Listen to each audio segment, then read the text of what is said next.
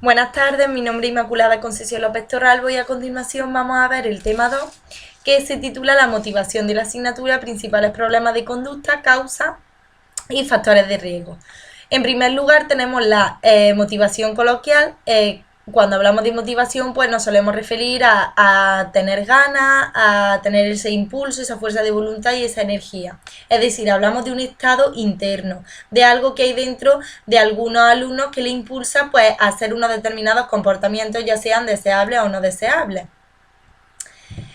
Sin embargo, cuando uno mide la motivación, pues lo mide en términos de lo que la persona hace, es decir, de cierto compromiso, si hace algo o no, si cumple las normas y órdenes. Y es que en realidad, pues donde nosotros intervenimos es en lo que hace el alumno, no en ese estado interno, que no se puede modificar directamente. Bueno, las personas pues se motivan de diferentes maneras. Hay personas que se motivan pues a la hora de estudiar, preparan su escritorio pues con bolígrafos de colores, con música relajante, con una luz adecuada. Otras personas pues por ejemplo se ponen un capítulo de su serie favorita y otros pues salen a caminar 30 minutos con la música que les gusta. En definitiva, que no se cambia la motivación en sí, sino diferentes factores que hacen más probable que se dé la conducta que queremos. Por otro lado, no significa que no haya algunos factores internos como pensamientos o emociones que puedan generar ciertos comportamientos. Por ejemplo, un niño siente baja motivación y eso le causa aburrimiento y molesta a sus compañeros. Y esa risa que provoca en esos compañeros es lo que hace que suba de ese modo su motivación.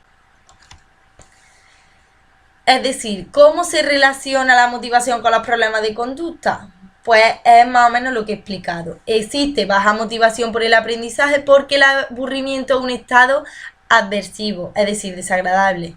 Por tanto, la alta motivación la va a buscar con esos estímulos apetitivos, es decir, con la risa de esos compañeros. Por otro lado, tenemos la motivación como un factor de riesgo en problemas de conducta, es decir, es muy importante fomentar desde el principio una serie de normas, un clima adecuado donde se produzcan interacciones y relaciones. Y también donde existan modelos pedagógicos estimulantes que prevengan estados emocionales aversivos.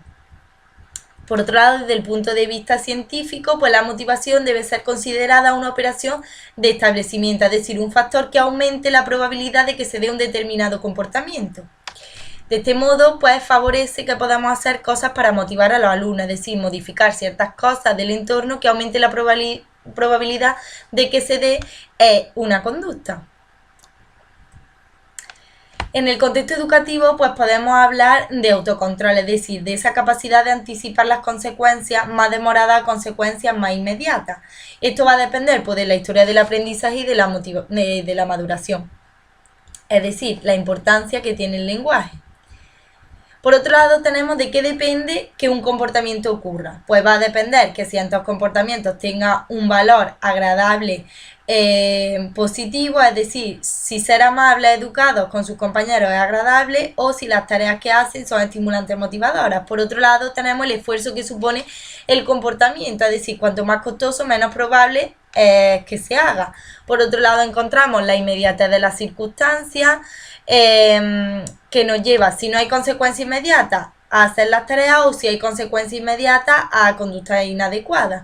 Por otro lado tenemos de la privación y saciedad, es decir, si estamos privados de algo, más probabilidad de emisión de la conducta habrá y si estamos saciados, menos probabilidad de emisión de la conducta existirá. Por otro lado tenemos la magnitud y duración de las consecuencias, es decir, cuanto más importantes son las consecuencias, más probable es que se evita la conducta y cuanto más duren las consecuencias, más probable es que se emita un comportamiento. Por lo tanto, cuando motivamos, lo que hacemos es provocar cambios en dichos aspectos.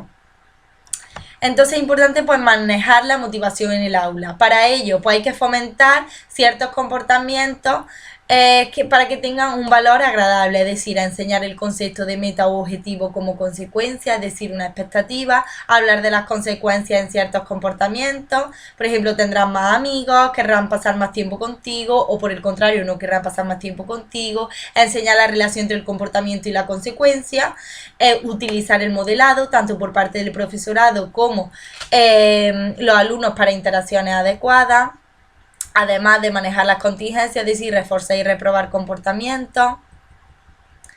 Por otro lado, tendremos un fomento del esfuerzo escalonado de algunas tareas para que sea así menos costoso, además de utilizar consecuencias inmediatas para aquellas conductas cuyas consecuencias son demoradas.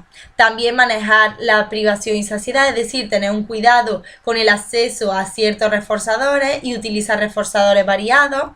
Y finalmente, pues tendremos la magnitud y duración de las consecuencias.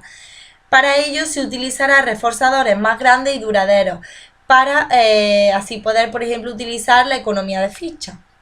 Y bueno, pues hasta aquí llegaría el tema 2 y decir que muchas gracias por su atención.